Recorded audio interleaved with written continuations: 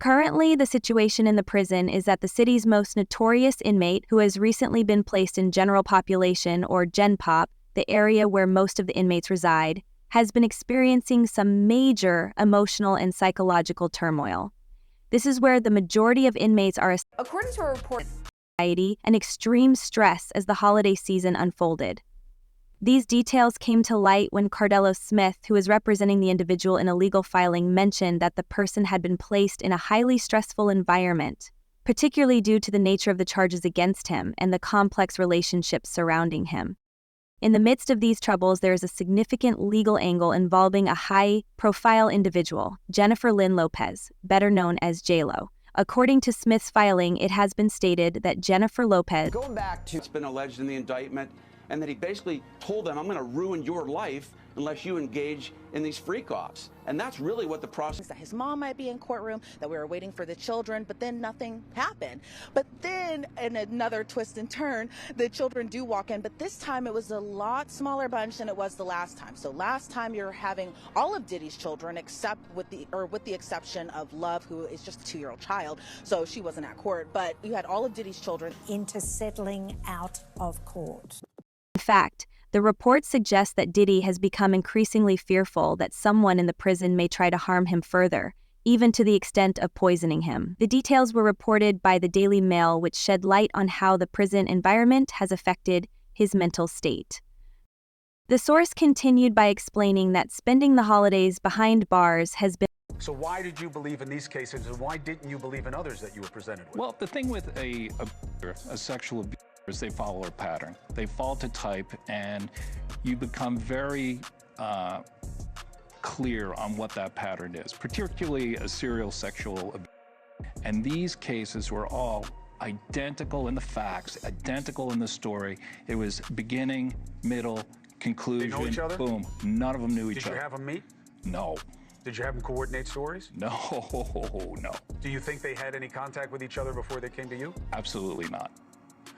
And when you were talking to them, well, first, the ones that you didn't take, why not? Stories didn't make sense. Stories didn't fit the pattern. Stories were not credible. I mean, this is my 30th year as a lawyer. I've tried over 100 cases. I can assess whether somebody's story is credible. And if I don't believe it, I'm not going to put my name on a pleading, sign it, and file it in court.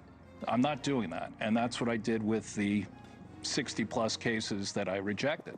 And this is not really your area of expertise. If people will look you up, celebrity lawsuits is not really where you make your bones. Why this? Well, I was involved in the Weinstein litigation. Right. I was involved in the Paducah litigation. I was involved in the Hayden litigation. Why did I do this? I do this because it's important. I think it's important for people to be heard, have their chance to get the power back. Because sexual abuse is about one thing: taking power, humiliating, demeaning a person and a victim. It has nothing to do with sex. And so I think it's important. I think it's important to get the word out.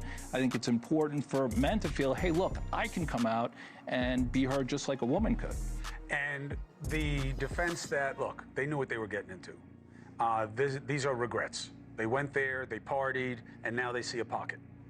No, I don't think so. My client was... Were they gay men? One was bisexual, the other ones were not. And they were going there. The client was bisexual, worked for Diddy. Diddy owed him money for doing errands for him and being his step-and-fetch. It wasn't until the second drink, and it was already too late, that I realized that there was something wrong with the drinks.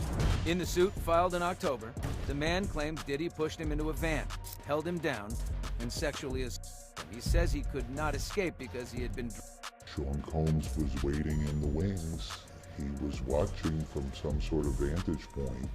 And once I was in a helpless position and he was sure that he was in a position of power, then he took advantage of the situation. The brand new interview is the latest scoop for Elizabeth, who was the first with the video of Diddy's hotel then-girlfriend Cassie Ventura. Combs can be seen grabbing Ventura and throwing her to the ground. That video and Cassie's suit, which Diddy settled quickly. He is said to have begged the guards to take him to a hospital for observation. However, the guards refused his request, further adding to his sense of isolation. And I was at I believe to be one of P. Diddy's freak-offs. Now, Singer-songwriter Tania Wallace told TMZ's Harvey Levin for the Tubi special, The Downfall of Diddy, Inside the Freak-Offs.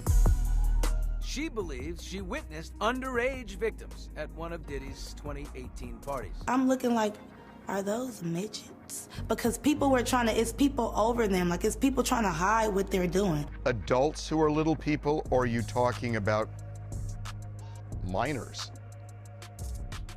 Am I gonna get in trouble? I don't want to say I witnessed any of that crazy stuff, but we all have common sense. Little people. It's not supposed to be there. You're talking about underage people. It's a shame.